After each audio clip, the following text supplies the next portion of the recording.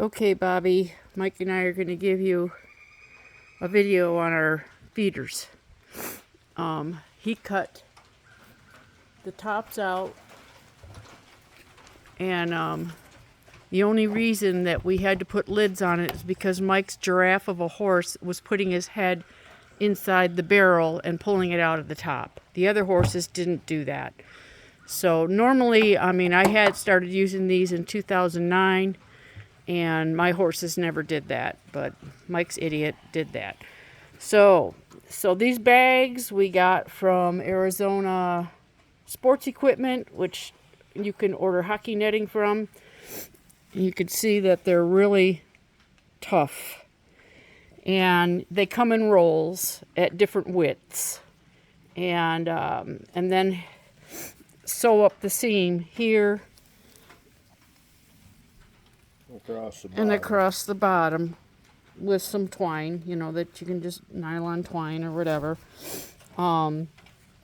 Okay, so you got your barrels, you cut the top and the bottom open, and as you can see, he left these edges a little rounded.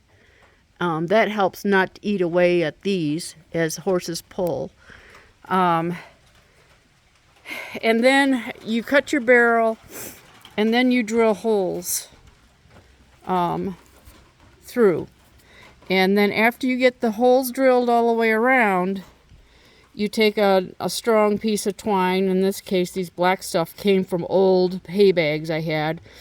And you knot one in and start just sewing them through, in and out, in and out, in and out.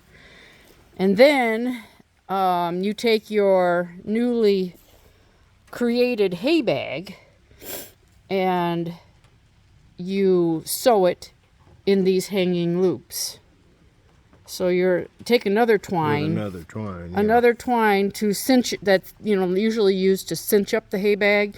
Well, you use that or make your own, and you just sew them in and out of those hanging things, hanging twines. Okay, and then you make it long enough that they can eat with their heads down, but not drag the ground. Now, we made ours in, I got this idea a long time ago, or I got an old tire from tire companies, and you line it with like a black plastic garbage bag underneath, fill it with a bunch of big rocks and stuff, because one bag of mortar will do that, will fill that, but you got to kind of fill it up with bricks and rocks and stuff to kind of help fill it. And then you put your post in there while it's wet. Before you pour the concrete in, you stand your post, you get that as level up and down, tie it. We did ours in the garage, and we sort of tied the post to the ceiling of the garage or the garage door or something to make it stay there while the cement set.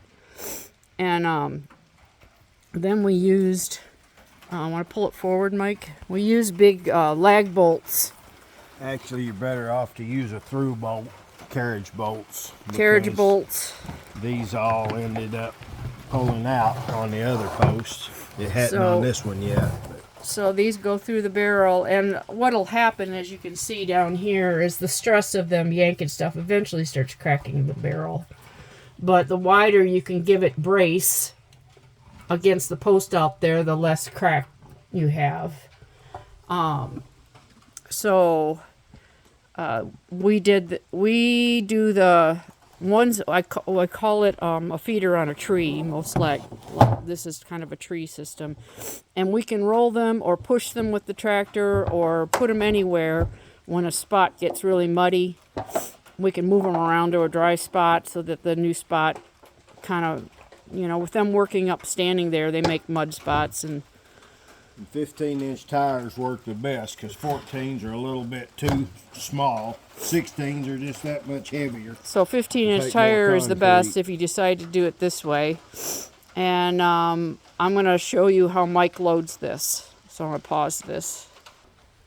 Okay, he just told me that what we got here from the Arizona Sports Equipment Company was a 3-foot width of netting.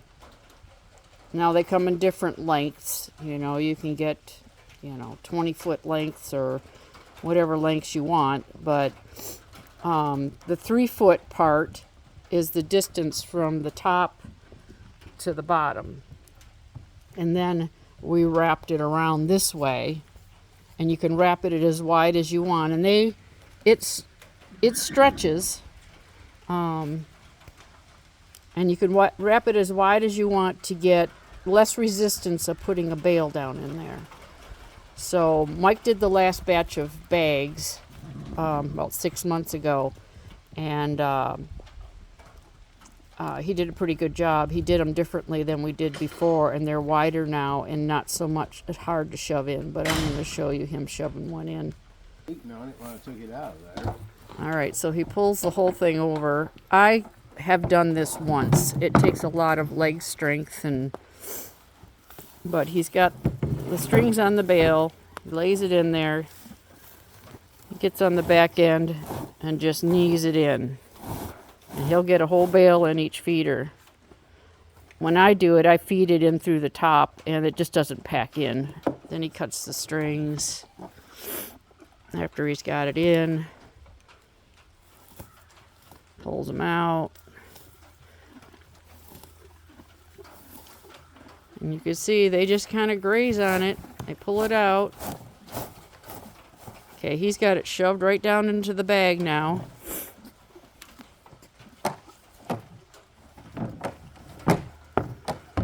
We have our lid tied to the... And you may not need lids because you may not have an idiot in the crowd that's built like a giraffe that can get his head up in it.